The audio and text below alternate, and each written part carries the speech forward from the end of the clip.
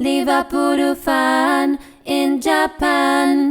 Hello YouTube, Liverpool fan in Japan here, the Miyazaki man Sai. We have just beaten Bournemouth 3-0 at Anfield. What a performance. Thank you everyone for joining me when I was doing the live stream of the 3-0 victory last night. This is a channel with substance in abundance. The cream of the crop! And you guys clearly shown why we are the best community, the Liverpool fan in Japan community on the web. The most interactive international community, did the play-by-play and the colour commentary. It was great fun and Liverpool ran rampant. Luis Diaz with two, a double. When Luis Diaz is confident and his shooting boots on, the Premier League is in trouble. And Darwin Nunez, agent of chaos, absolutely turned up, showed up and shut up a lot of the negative doubters. So let's get into it.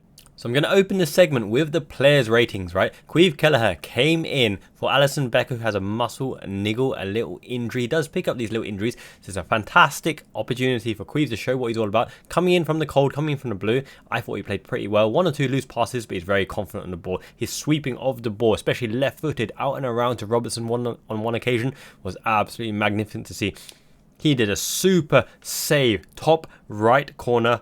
Strong right hand with an arcing powerful drive into the top corner that usually hits the roof of the net. He saved it, penned it over the bar as well. He was confident, he was composed, dealt with a really harsh back pass by Ibou Konate on one occasion as well. Clean sheet, that's all you can ask for. Now Bournemouth did actually break through our lines on a couple of occasions and did have a lot of shots on our goal on occasion as well, but these were mainly half chances, no clear cut opportunity, and when Queeve was called into action, he did what he needed to do. So a solid 7 for Kelleher. Good start so far. Trent Alexander-Arnold, right? Beautiful Hollywood passes, inverting to the base, extra man in midfield, doesn't let the bypass. He actually shuffled his man out wide really well, shifted him out away from areas of danger. He actually joined in the attack as well, bypassed the midfield press into the 8th position, overlapping their press as well. Really good performance by Trent, but on occasion he takes a little bit too much time on the ball, especially in midfield. You're not granted that amount of time on the ball. His arc of play in terms of him needing the space to hit the ball out is still a little bit too much, a little bit too slow in my opinion. So he needs to fix up the sharpness in terms of delivering the killer ball when he's in the prominent positions. But apart from that, solid game overall. His defensive contributions are really noticeable. He came back and hacked away at the Bournemouth players, worked hard, put on a clinic in a weighted ball pass over to Luis Diaz, getting his assist for the match, giving me some fancy football points. Hopefully Haaland doesn't turn up because Haaland's always been turning up. So Trent Alexander-Arnold for me, 7 as well. Good performance. Could have been slightly better. Next to him, Man Mountain Ibou Konate, the colossal titan from Attack on Titan, favourite anime.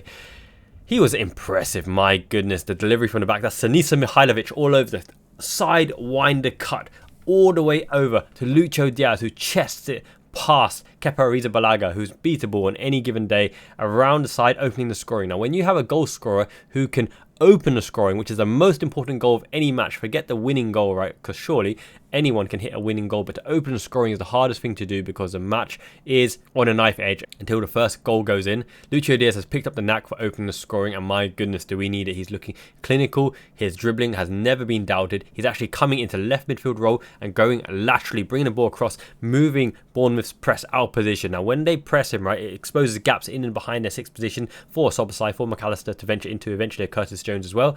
Luis Diaz, fantastic performance. But we'll get into Luis Diaz in a second. We're talking about Ibou Konate, and his passing range was full on show. In fact, it was his ball over the top to Darwin Nunez, who headed it back 1-2 with Salah down the line, and we know the rest is history. Darwin Nunez cracking it into the side of the net with the left foot. But back to Ibou Konate. Magnificent performance. His physique, his physicality, his speed. He's one of the best wide defenders in world football. Nothing beats him. On occasion, 1 or 2 sloppy passes put Kelleher in trouble on one significant back pass as well, but solid. Ever since he's coming for Joel Quanta, it's his spot to lose. He will be rested for the cup tie. Well deserved. Ibou Konate, may he carry on going strong without any injuries. I'm liking what I'm seeing. We'll give him an 8. Virgil van Dijk. What was Evan Nielsen doing? Evan Nielsen targeted Virgil van Dijk. Well, I guess, you know, which is the less of two evils, Virgil van Dijk or Ibou Konate, right? But no change out of him. Virgil van Dijk stepped into the breach, forward, front-footed defending, which is very interesting because Van Dijk was always a sweeper in behind a front-footed defender under Jurgen Klopp, but he steps into the void and goes into the midfield when the chance presents itself as well. And he did some hold-up play, back to goal, some Emil Heskey-like play, lost the ball, but all good fun, right? Solid performance for Van Dijk. Captain's performance, 8 out of 10. He was good. He was solid. He was decent as well. Andy Robertson. Now, he had a bit of trouble with Semenyo, but everyone has trouble with Semenyo. Semenyo is a tricky customer, tricky winger with his off the ball running. Very difficult to deal with and to pick up as well when Kluivert was running through the lines as well. Luckily their goal got called for offside because Semenyo put it in the back of the net, in and behind our defence, rightly offside. But ever since then, Bournemouth didn't really have clear-cut opportunities. Now the first 10-15 minutes we were under the cosh. It was actually Robertson always presenting for the ball, always being the outlet, always being in a wing-back role. Robertson got a lot of the ball, but is this by design? Because Bournemouth allowed Robertson to have the ball because he's the weakest member of our team, probably, with the ball in his possession. However, he did fairly good. He held the whip, he held position, and he's defensively solid with Van Dijk. Let's give Andrew Robertson a 7 as well, because his off the ball movement was very prominent, always an outlet, and on occasion overlapped around the outside as well, which, given the team is congested in the midfield with the midfield battle, was what we needed for an outlet on the left. And he allows Trent Alexander-Arnold to invert and get into the 8 as well with his disciplined performance. So 7 for Andy Robertson sounds about right. Now Gravenberch, special gravy. Now ever since that rumour of Zubimendi resurfaced around potentially regretting his move, who knows if it's to be believed or not. All we do is we report and give our analysis on the stories. Is it true? Is it not true? What would happen? The what ifs? All good fun, right? But we don't need Zubimendi. Now even if he came, right, he'd be a great squad player, but he'd be behind Gravenberch, because Gravenberch is probably the most in form number 6 in the world. Who would you change for this current Gravenberch? Who has the same characteristics? Who can break through the lines consistently? Who can shield the ball away from danger, away from the press, and pivot on a sixpence with his long legs, technique and first touch, and dribble his way out of a congested midfield? That, sir, is Ryan Giro Gravenberch. And Gravenberch, I love this guy. I loved him since day one. I wanted him to sign. I loved him since day one. I said, keep the faith in him. He's super young, super talented, high ceiling, needs arm over the shoulder, needs confidence, and needs a run of games. Under Jurgen Klopp's system, he'd been 8. Still a great player, but doesn't have the same impact as a number 6, because on a number 6 position, his first touch will give him positional dominance and play against the press. And if he beats that first man on the press, the opposition are in trouble because the shape is broken. Ryan Gravenberch gets an 8, if not an 8.5, because at the start of the game, a few loose passes, and he was frustrated with himself, but never let it get to him. And since then, you know his domineering play in the midfield. Prime Paul Pogba with the passing range, but in terms of breaking through the lines and dribbling past the first opposition, that's Patrick Vieira. Like, I tell you who else is like Moussa Dembele of Tottenham. Not the striker Moussa Dembele, the midfielder Moussa Dembele, who has the ability to pick the ball up and off you go, traversing all the press, bypassing the midfield and getting the whole team up in front of the opposition. Now, I think he's a better player than Moussa Dembele, because Dembele, although he had great dribbling ability, was lacking in other areas. Not physicality or stamina, but in terms of a shot or a through ball or pass, for example. Danny Murphy looks at Moussa Dembele as well. But I digress just a little bit. 8.5 for Gravenberch. Now, next to Alexis McAllister in the double pivot, what you'll notice as well is not just Alexis McAllister or Gravenberch in the double pivot. Szoboszlai on occasion rotates. McAllister rotates. Everyone has their turn, but it's always Gravenberch in deep position, because Gravenberch out of the 3 is the one who can run with his dribbling and passing ability to get the ball from point A to point B. Now, if you're talking about passer, it's McAllister, because McAllister's passing, wowzers. That Travella pass right-footed for the opportunity, amazing. The first time, half volley, scuttled left foot down the line, through the lines to Salah, was it? Amazing. His ability to ping the ball, to control the ball, to play the ball simple, to hold on to the ball long enough. He has the IQ. He is the brains behind any midfield that he's in. In the Argentinian midfield with Rodrigo de Paul and Enzo Fernandez, McAllister stands out and shines and lets them shine. Next to Moise Caicedo, he let him shine as well. Next to Dominic Szoboszlai, he let him shine as well. And next to everyone he plays with, what a fantastic player. He can facilitate anyone in the midfield, in the game, and help them to shine. And he's rugged and dogged as well. How many times he's snapped into challenge, right? He's proper hard. He gets battered once or twice a game, taken out, slide tackle, hit in the nuts, hit in the face, hit in the chest. But he keeps coming and getting those tackles in. When you have a technical marvel who's got great mentality, chews out a gum, calm as you like. He's not Virgil van Dijk, he's Alexis McAllister. Worth his weight in gold. Does the hard work, does the running, can tackle. He can play in the 6. What is anyone on about that they don't like him in deep position? He can go wherever he wants, because he's intelligent enough to know where to go when needed. Through balls, tackling, passing, tempo. He was close to man of the match. He gets an 8.5 as well. Dominic Szoboszlai is an interesting, he's a paradox, right? In the way that he has great shooting, but he's a little bit shot shy. He has great crossing, but he doesn't cross too much on occasion. He has great physical engine to get up and down between the lines as well. He can play in a deeper position. He fancies himself defensively as well. He's responsible to cover for Trent Alexander-Arnold. He's a captain. He's great looking. He's unfairly great looking. So much jealousy and so much love at the same time for this guy.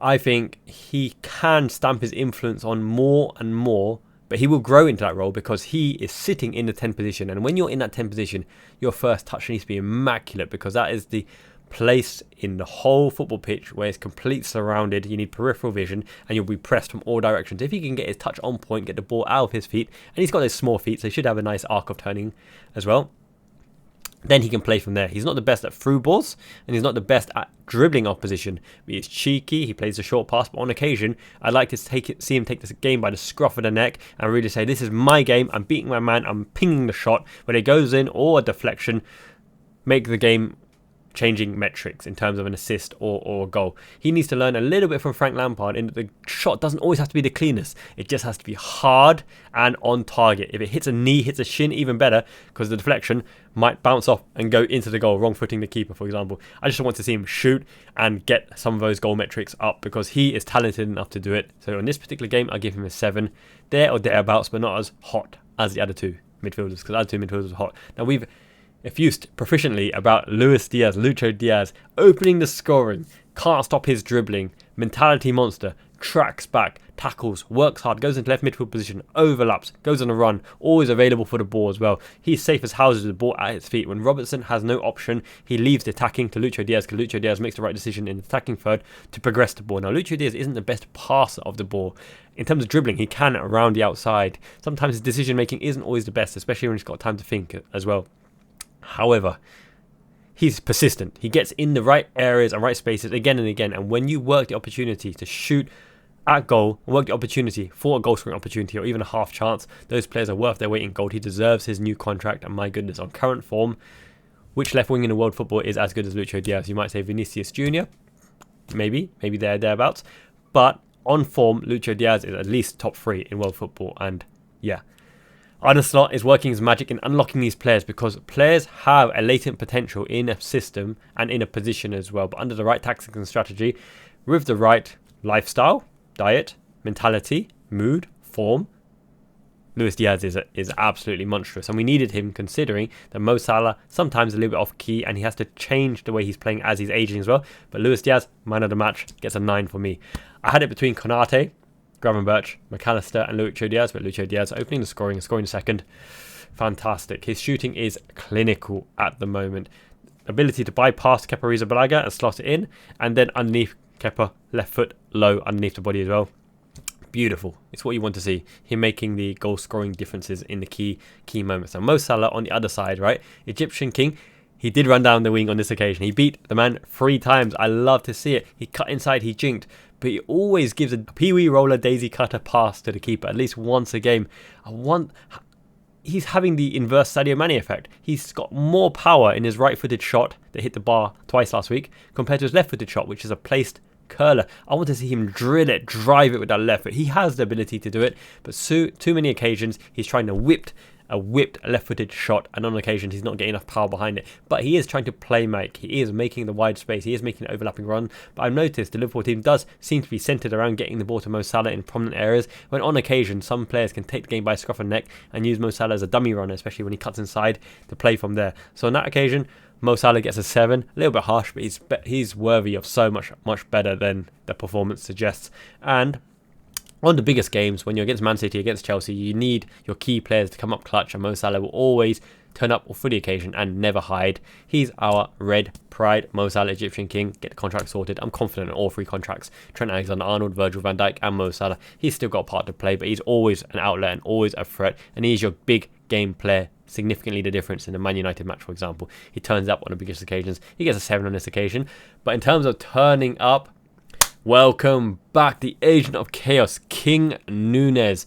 Nuanced in his play, learning the slot machine effect. Wasn't it so interesting? I mentioned before the match, Diogo Jota substituted himself out of fantasy football, substituted out Conor Bradley, lost to 4 points in order to bring in agent of chaos, Darwin Nunez. And my goodness, that was the perfect striking performance. Now, I'm telling you, some players, Wataru Endo, Darwin Nunez, Tyler Morton, right, Conor Bradley, need a little bit more one-to-one in training with Arne Slot, with the lads behind the scenes, to get used to the type of runs, the type of pressing, the shape and the expectation. Because let me pitch it to you as a coach of Lucha FC, a Japanese non-league J-League football team. You don't have to have your striker do the same movements as the other striker, even though the system is similar.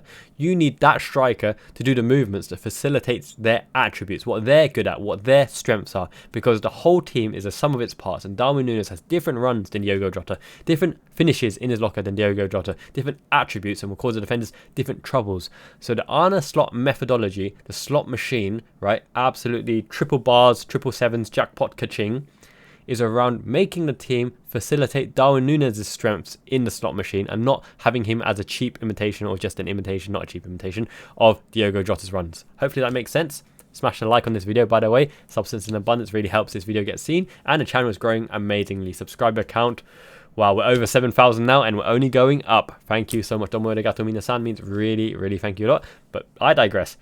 Darwin Nunez, for me, 8.5, close to man of the match. He came back like a workhorse. He tackled, and his tackling was spot on. Did he return the ball to Liverpool 4 occasions? At least 3 occasions, because one of the ball was out for 50-50 and we lost the second ball.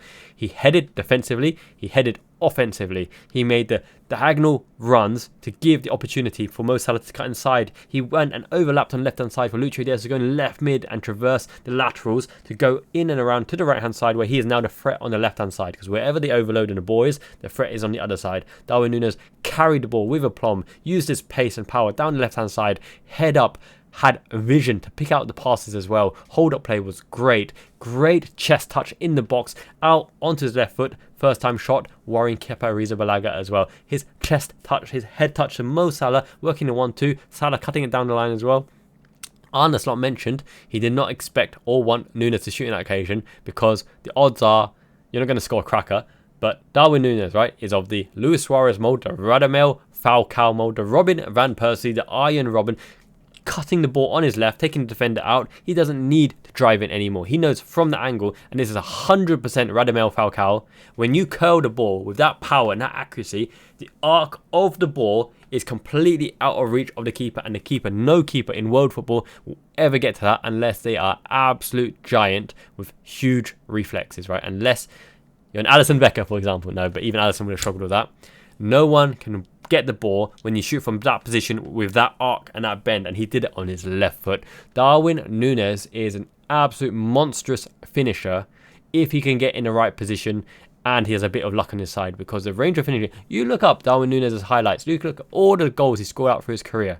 He has more shot variety than 99% of forwards. He has a chip, he has a tap-in, he has a slide goal, he has a through-the-legs goal, he has a header, he has a diving header, he has a left-foot smasher, he has a right-foot smash, he has a left-foot knuckleball, right-foot knuckleball, left-foot bender, right-foot bender. He's got every single shot in the book. You look at the highlights, he has every single shot in the book except from a long-range toe punt, because only a few people like myself have that shot. It's the best shot I got. Just kidding. I digress. I got lots of shots. However, yes, Darwin Nunez pressed, won his aerial duels, ran the channels, worked like an absolute monster, never let his head get down, connected with the forward line as well, held up the ball. It was a clinical performance, and Darwin Nunez has arrived. Long may he continue it in the West Ham game, in the EFL Carabao Cup as well. Huge confidence in Darwin Nunez to replicate his form. Players off the bench, Gakpo, he'll have a part to play. Federico Chiesa, did you see how happy he was when he's running? He looks absolutely enthusiastic. He's delighted like a kid in the candy store to be in a raging bull. Sure, he's a bit rusty coming in from the blue as well, but look, he wanted it, and that left-footed finish that cracked the post is a sign of things to come, even though he's offside, so that would have been ruled out as well. Cody Gakpo, you can't stop him from having a long shot. You can't stop him from cutting inside and driving at the opposition as well. And that connection between Gakpo and Chiesa and Mo Salah is great to see. The fact that Szoboszlai substituted at 16 minutes, great, because he needs a breather. He played 90 minutes consecutively. Mo Salah is not going to play on Wednesday, at least from the start, because he played the 90 minutes as well. Van Dijk is not going to play. Trent is not going to play, right? So we have a powerful squad with so many attacking weaponry and firepower, and I'm loving what I'm seeing. And the shiny one, up the Reds. Gambate Reds. What a beautiful, beautiful performance that was. Thank you so much for joining me on the live watch along. I thoroughly enjoyed it. That was really, really heartfelt. And my goodness, we got like 20 new members, LFIJ members. It's about time to say thank you to the LFIJ members. Now I need to rework this image because of the influx of new members yesterday, but thank you for joining Stuart, Ross, Mechani X, Mellow Big, Thinking, Whiskey Chaser, HJW, Dominic, PSJ, Wolf, Sadie, Nastar, George, Storm, Skip, Ben, Philly, T. William, Dime Detective, Kenneth. Thank you so much. 7 Strike, Marcel, Jimmy, and JJ2. And a big thanks for going above and beyond. Joseph M, Jamie R, Christian, Debs P, Leonardo, Elusive Glue, and Captain Haz. You are the best, keeping this channel up and running. So I want to give a big warm welcome to every member who was gifted membership yesterday. Thank you so much to everybody. Jeff, Elusive Glue, Tim, everybody that gifted membership. Domo arigato. You are so incredibly kind. The Liverpool fan in Japan members are growing constantly. This is Miyazaki-gun. The army is growing. Enjoyed exclusive content. The Wataru Endo exclusive translations into English. Mamacita Maimi Miyazaki Mama Mai's exclusive translations. My thoughts on Asila football, on Goldbridge, Redman TV coming up, Anfield agenda coming up. All of the names. I'm going to give my exclusive, unfiltered, uncensored, raw opinions of the channels, as well as more exclusive content as well. Thank you so much for supporting the channel. Cheaper than some KFC chicken dipper and less greasy too. Although I like my KFC in Japan, it's kind of different. I use clean oil and it's really crispy and it's tasty. I like my KFC. Who am I kidding? Thank you for joining the channel. And make sure to join the Discord as well and choose your exclusive members number 1 to 100. As soon as that 100 list is filled, one and done, we're going to commission something exclusive with your exclusive member number and either your persona name or nickname that I can give you as well if you wish. So hopefully you enjoy the content enough to subscribe to the membership beyond your gifted membership. Much love and appreciation. We're growing the best international community. And my boy Ato, Mushroom Boy Ato, had his sports day yesterday. It was jam-packed in the indoor dome as well. We call it Yochien, the kindergarten. The sports day was immense and all the parents turned out and all the kids performed on the day. And Ato, my goodness, what an athlete. Next generation wonder kid. Liverpool scouts, keep your eyes on him. Because if you want the eyes on the prize, then sign up my guy. Check out the clips. Unfortunately, sumo wasn't included this year like it was last year.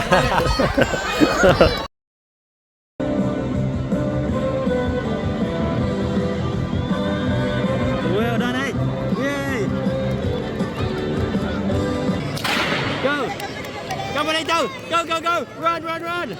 Go, Ito! He kicked some serious ass. Thank you so much, Jamie Rennie, Kim, Red for Life, Spliffy6 for saying Gambare Ito and sending those videos. He absolutely loved it. Mai loved it as well. I will announce the winner very shortly. Ato will choose and announce the winner himself.